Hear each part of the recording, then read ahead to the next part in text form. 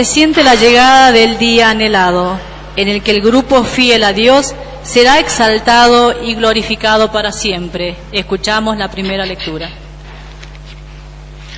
Lectura de la profecía de Daniel. Yo estaba mirando en las visiones nocturnas y vi que venía sobre las nubes del cielo como un hijo de hombre. Él avanzó hacia el anciano y lo hicieron acercar hasta él. Y le fue dado el dominio, la gloria y el reino. Y lo sirvieron todos los pueblos, naciones y lenguas. Su dominio es un dominio eterno que no pasará, y su reino no será destruido. Palabra de Dios.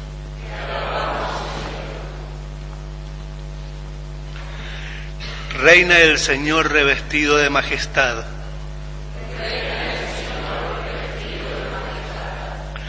Reina el Señor revestido de majestad.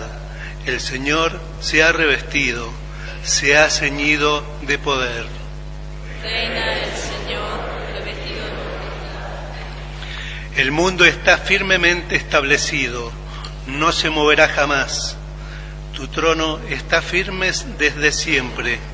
Tú existes desde la eternidad.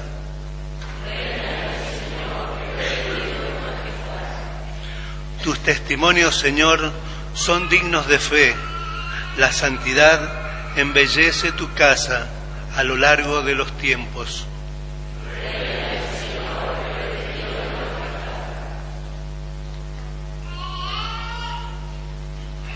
El apóstol Juan nos habla de Jesucristo glorioso, principio y fin, que con su entrega por nosotros nos ha hecho un pueblo real. Escuchamos la segunda lectura. Lectura del libro del Apocalipsis. Jesucristo es el testigo fiel, el primero que resucitó de entre los muertos, el Rey de los reyes de la tierra. Él nos ama y nos libró de nuestros pecados por medio de su sangre, e hizo de nosotros un reino sacerdotal para Dios y su Padre. A Él sea la gloria y el poder por los siglos de los siglos. Amén. Él viene sobre las nubes y todo lo verán, aun aquellos que lo habrían traspasado. Por Él se golpearán el pecho todas las razas de la tierra. Así, si así será. Amén. Yo soy el Alfa y la Omega, dice el Señor Dios, el que es, el que era y el que viene, el Todopoderoso. Palabra de Dios. Jesús nos dice muy claramente que Él es el Mesías del reino universal y eterno de Dios. Escuchamos la proclamación del Santo Evangelio.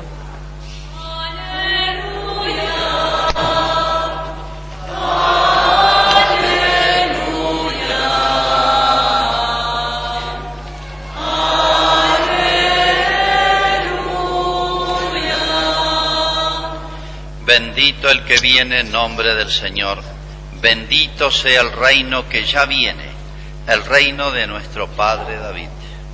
Aleluya, aleluya, aleluya.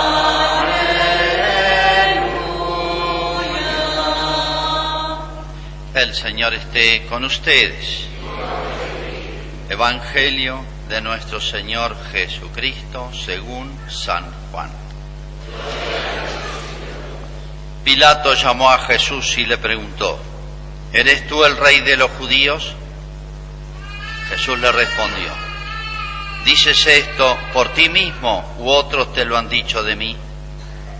Pilato replicó: ¿Acaso yo soy judío? Tus compatriotas y los sumos sacerdotes te han puesto en mis manos. ¿Qué es lo que has hecho? Jesús respondió: Mi realeza no es de este mundo. Si mi realeza fuera de este mundo, Los que están a mi servicio habrían combatido para que yo no fuera entregado a los judíos, pero mi realeza no es de aquí. Pilato le dijo: ¿entonces tú eres rey? Jesús le respondió: tú lo dices, yo soy rey. Para esto he nacido y he venido al mundo, para dar testimonio de la verdad. El que es de la verdad, escucha mi voz. Es palabra del Señor.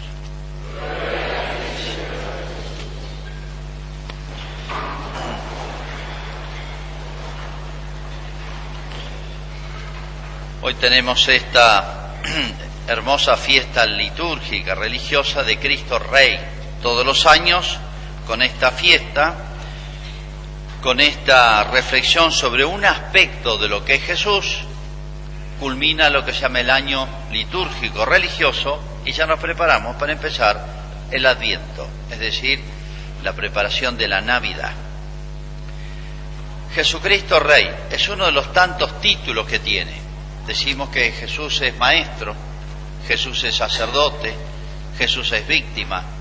Y bueno, entre tantos títulos podemos decir Jesús es Rey. ¿Por qué le damos este título? Primero porque Él se lo atribuyó.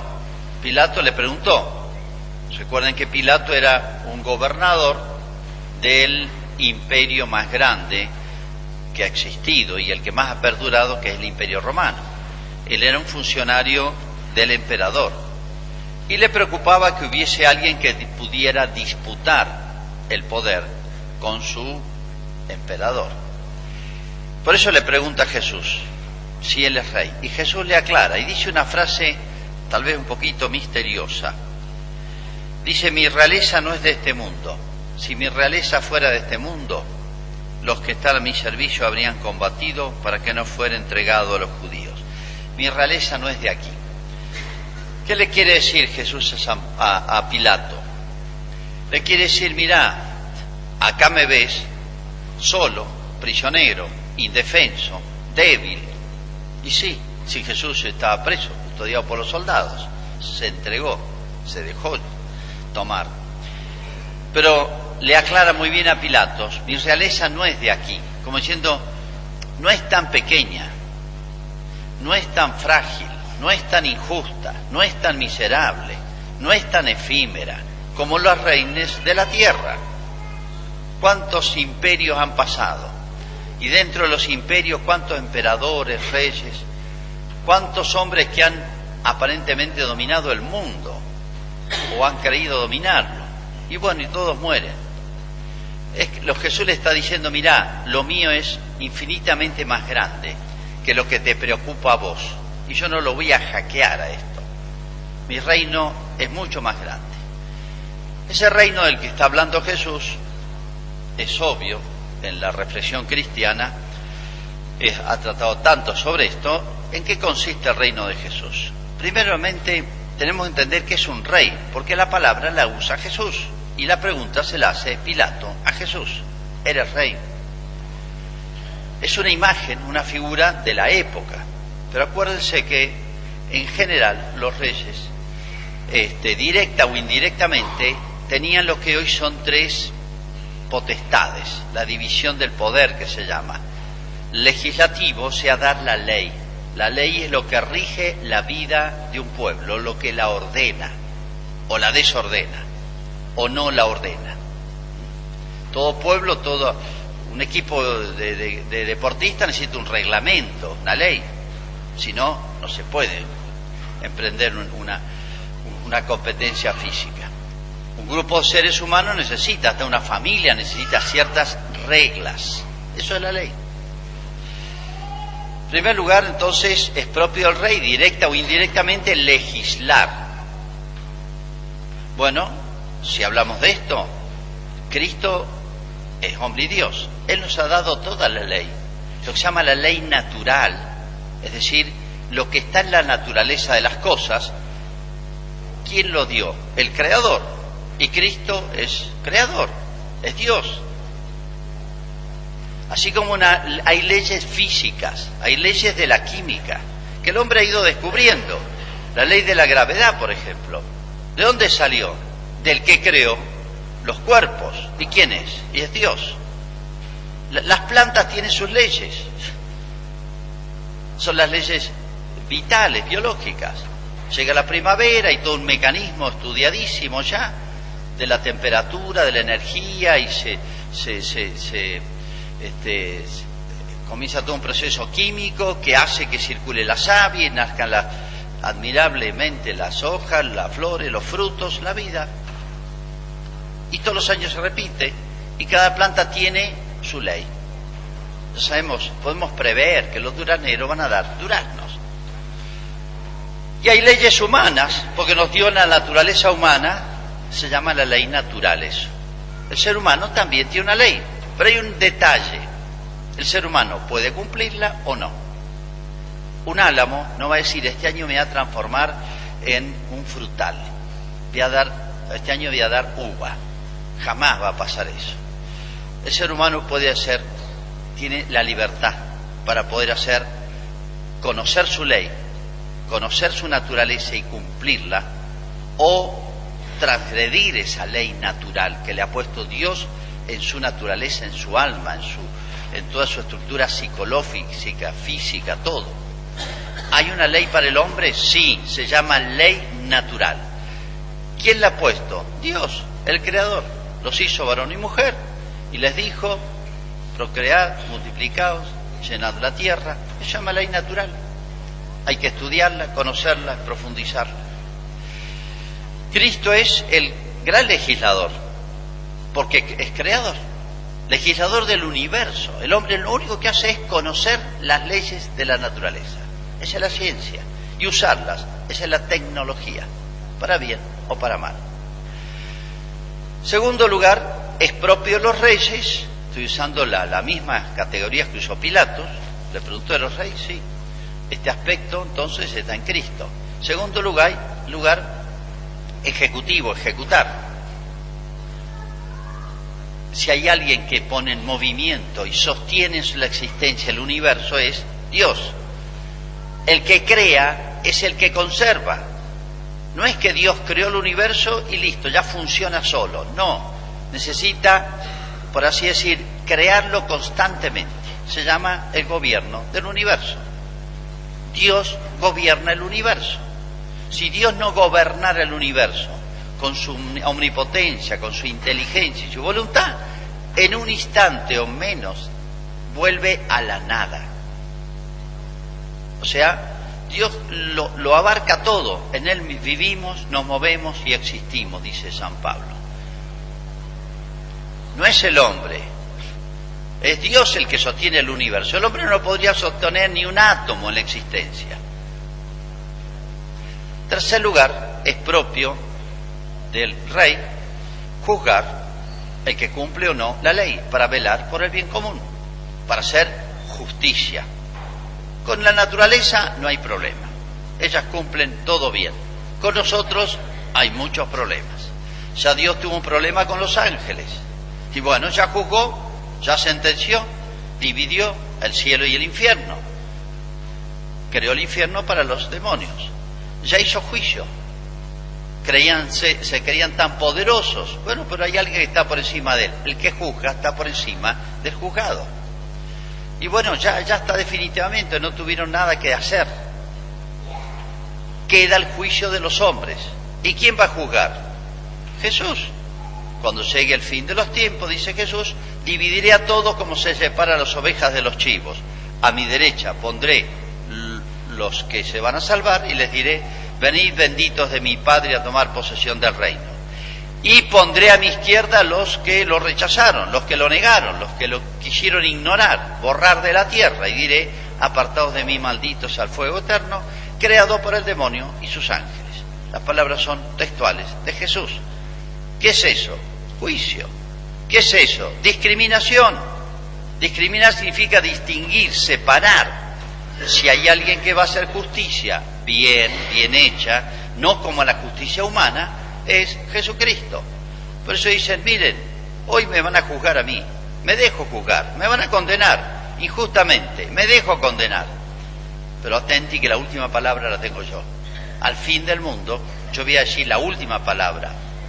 el último juicio de cada uno y de todos lo tiene Jesús.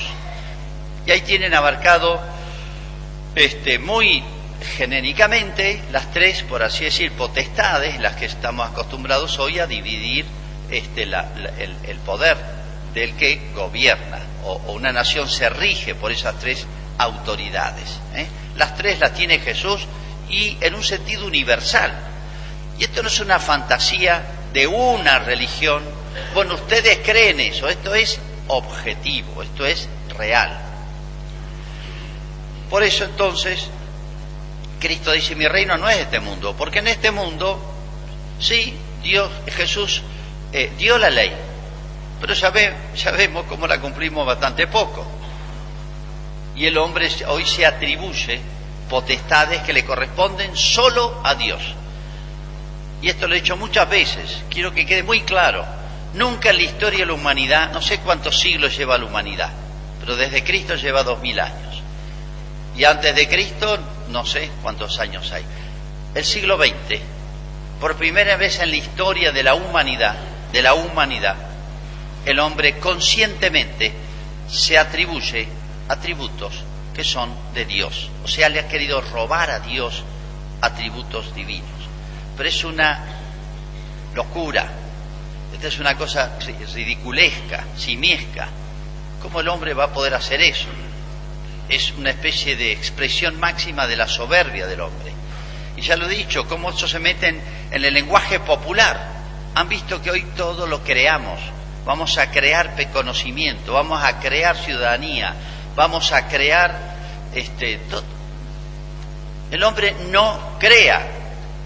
El hombre conoce la creación, la respeta y en el orden de la creación humana respeta la ley natural, porque ahí está nuestro bien. Está bien hecho lo que hizo Dios.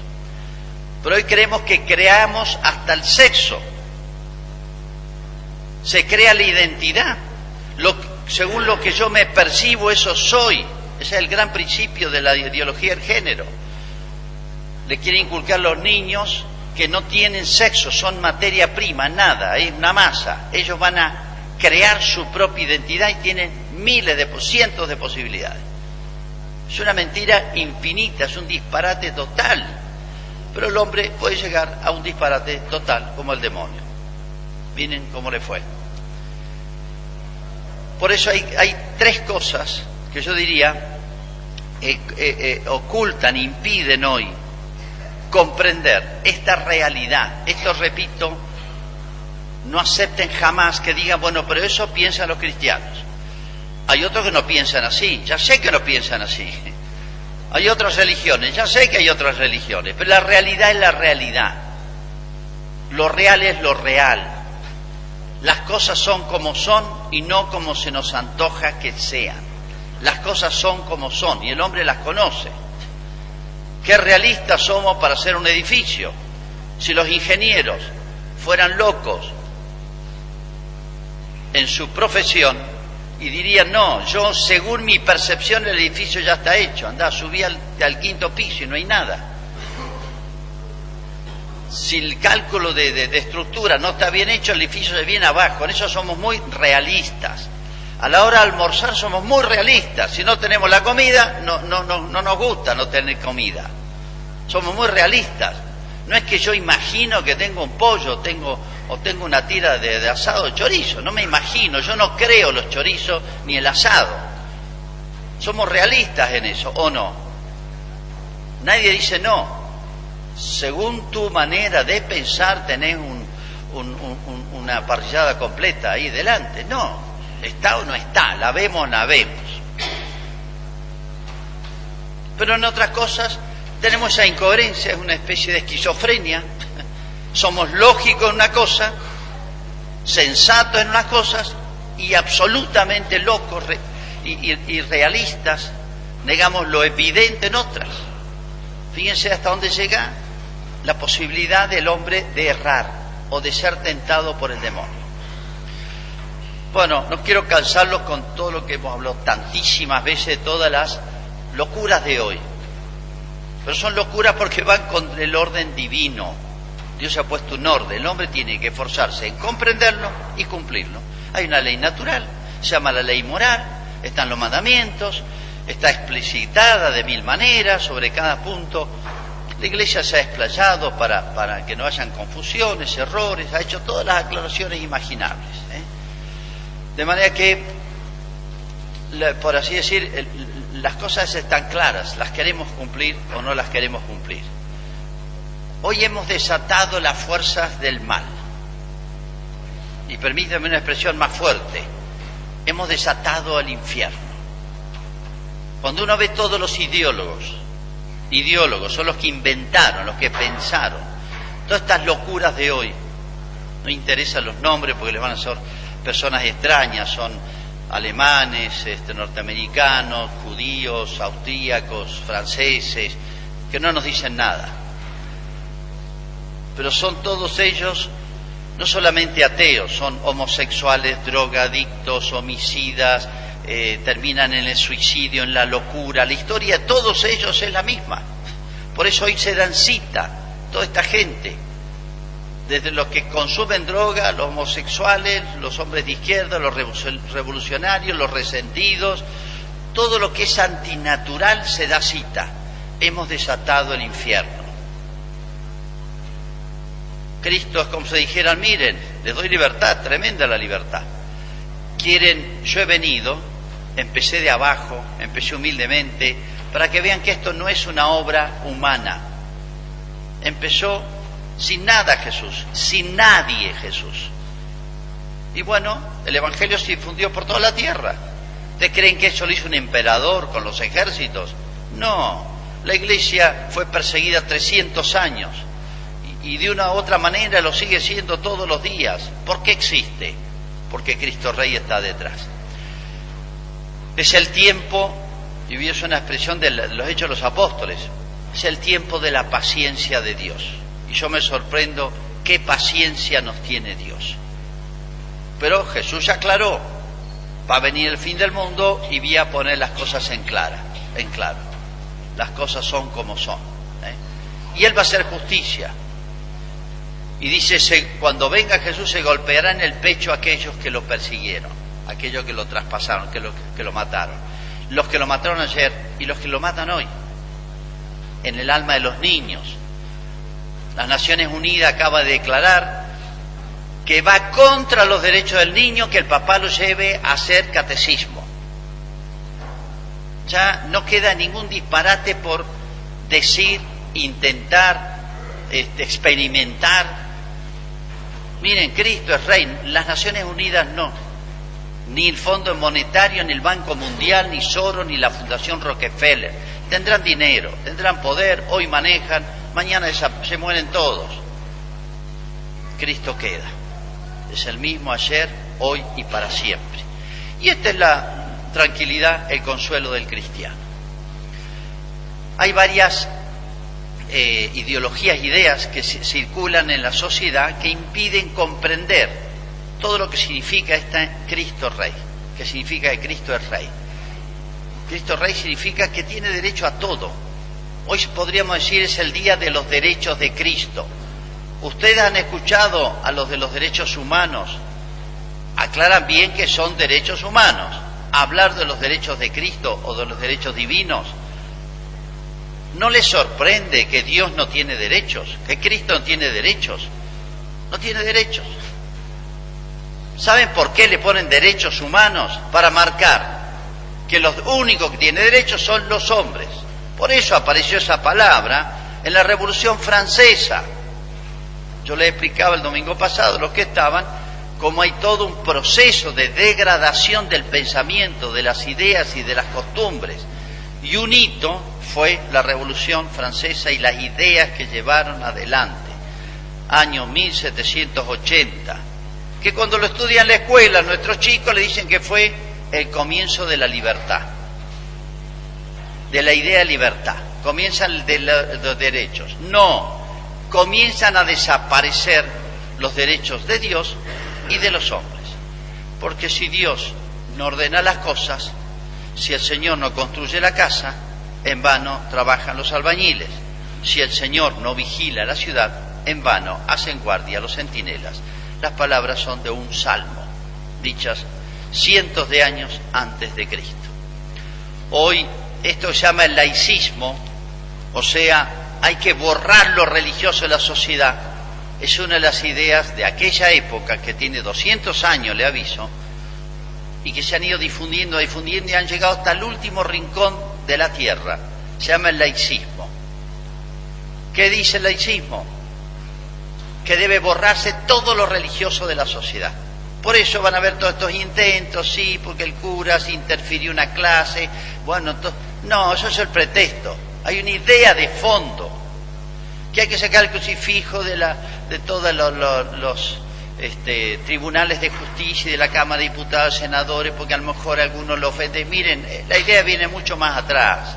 Esto lleva 200 años, avanzan, retroceden. Llama el laicismo, es esto, y quiere seguir adelante, y el caballito, los que lo promueven, se llama la masonería, sociedad secreta, que cumplió ya 200 años el año pasado, cuyo fin es esto, y está viva en la Argentina, y según ellos se han reorganizado y han tomado el poder. Es para las élites, la masonería, no cualquiera es llamado a la masonería, invitado a participar, sino la alta dirigencia, empresarial, política, etc. Son los que manejan los piolines del país. Otra idea que confunde, que nos hace imposible entender esto, es lo que se llama el concepto de libertad. Hoy el concepto de libertad es lo que quiero, yo hago lo que quiero. Nada tiene que impedir mi espontaneidad. Eso no es libertad, les aviso. De mi espontaneidad puede salir cualquier cosa. Dejen los niños solos, van a ver, cualquier papá sabe que hay que ponerle límite, enseñarle. Dejen total espontaneidad a un niño, a un adolescente, a un delincuente, pero no le digan nada. Si le dicen que es legítima la espontaneidad total, no tienen derecho a coartarla. Van a ver lo que es la sociedad en una semana. Probemos. A los ideólogos yo diría que lo prueben ellos. Total espontaneidad. El vecino viene y le mete un balazo en la frente. Es que me nació. Entonces, si ponemos el principio, no le podemos poner límites. Eso no es la libertad. Eso es un concepto falso de libertad. Muchos dicen libertinaje. Sí, no es libertad. Llámenlo como quieran.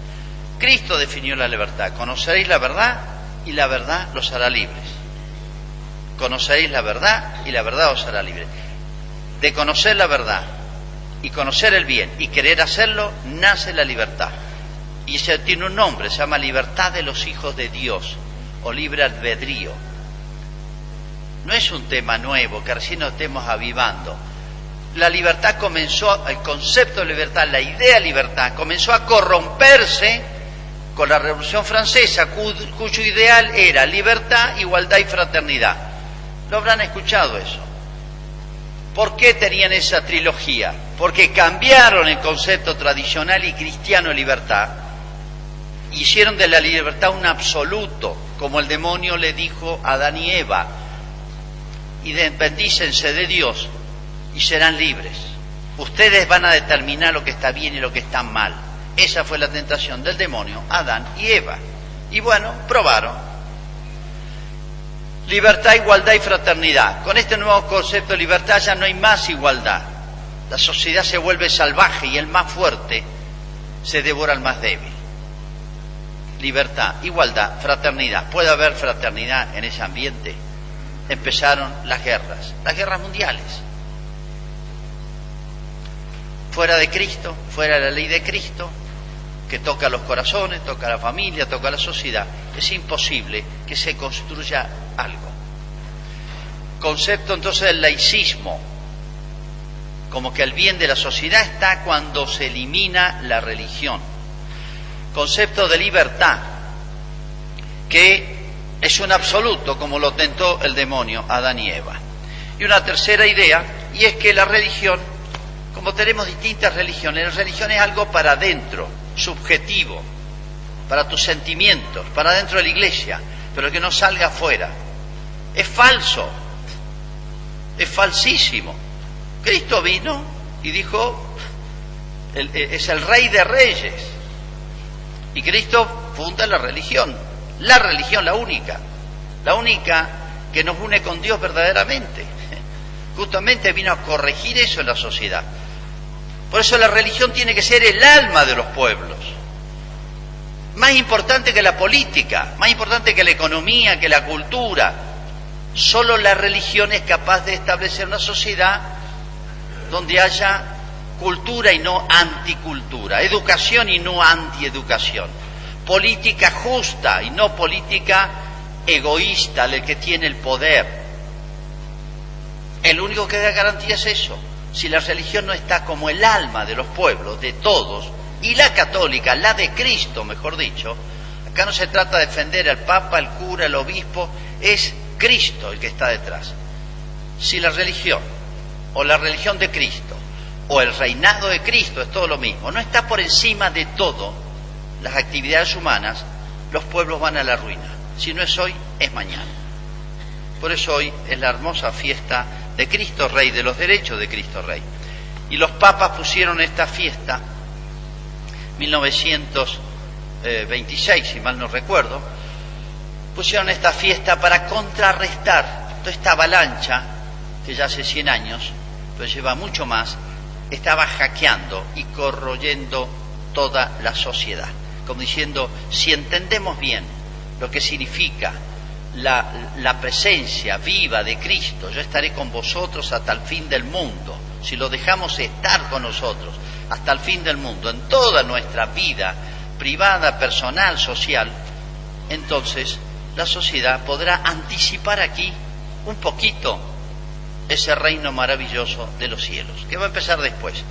Pero si lo dejáramos a Cristo reinar, muchos se salvarían y comenzaría un poquitito aquí en la tierra a disfrutar, comenzaríamos a disfrutar el reino de los cielos.